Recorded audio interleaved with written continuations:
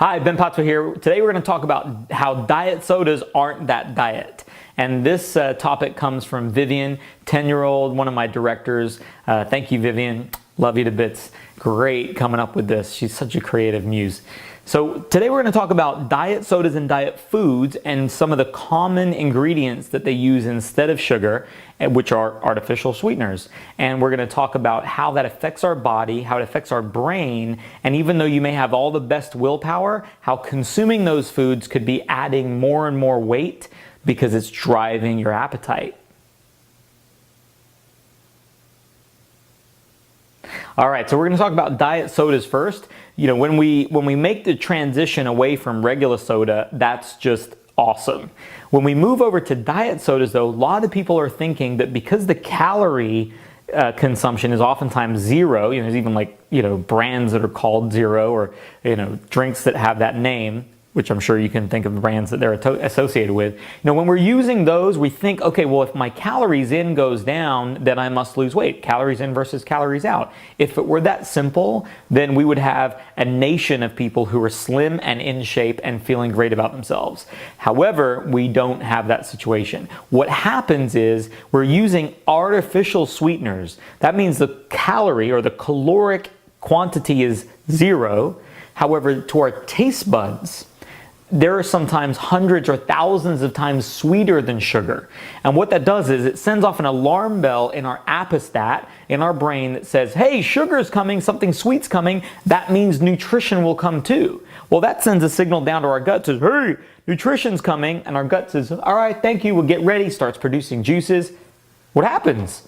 It's like a bad date where it didn't show up. You were expecting something to show up, and it looks up and it says back to the brain, we didn't get any nutrition here. We got a bunch of fake sugars. Keep looking.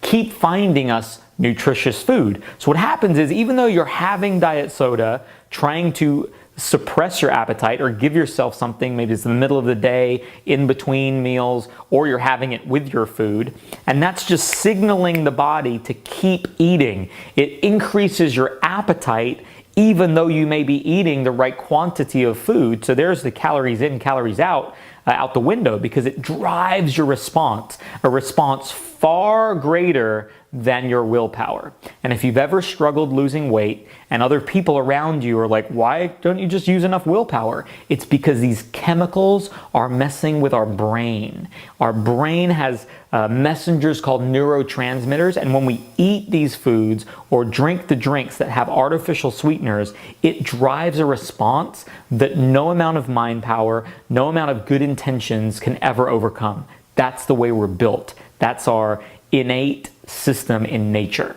So what can you do about that? Well, what we need to do is understand how, when we read labels, to see what these sugars are, or artificial sugars or artificial sweeteners, and then what can we do to get them out of our diet. So some of the big guns that you may have heard are aspartame.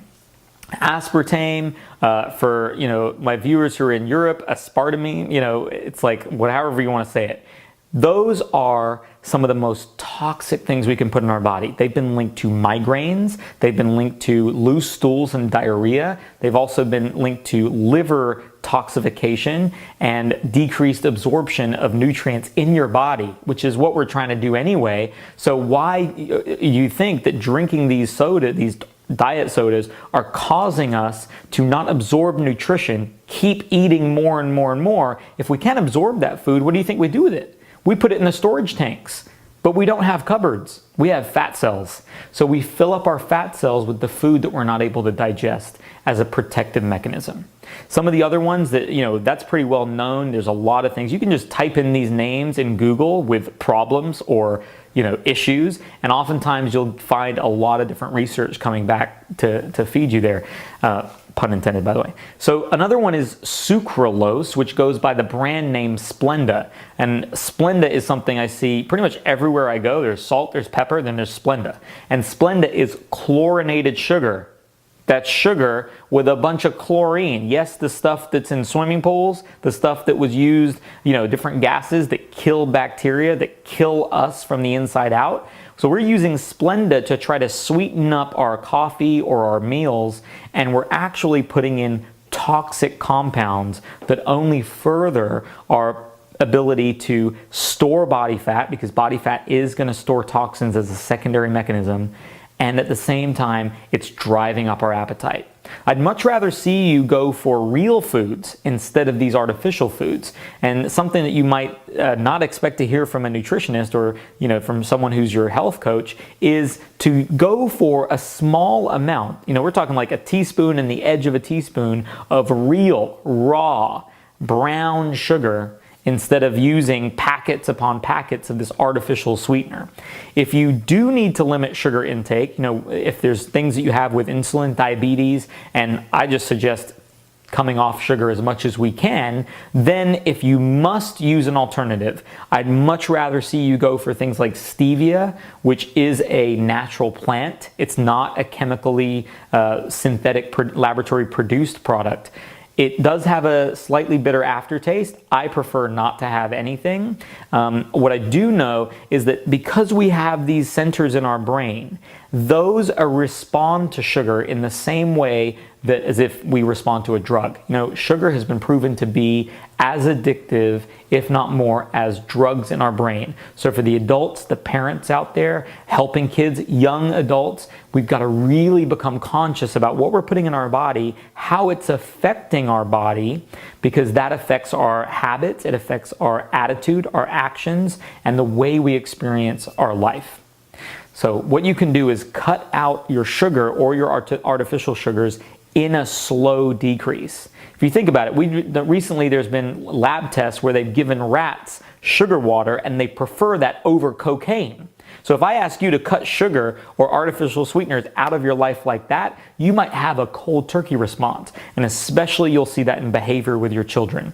So what I'd rather you do is put yourself on like a 10-day or a 21-day or 28-day decreasing schedule, increasing the amount of natural foods, and don't be afraid of fat. Take a tiny little bit of coconut oil on a teaspoon and have that with coffee, or have it with some of the foods that you would normally want to put sweetener on, and you'll be surprised at the results that you can have. Things like cinnamon or a sweet spice also can sweeten up your foods. Things like oatmeal, or if you're having egg whites, you'll be surprised how that gives you a lot of flavor without putting artificial things in your body.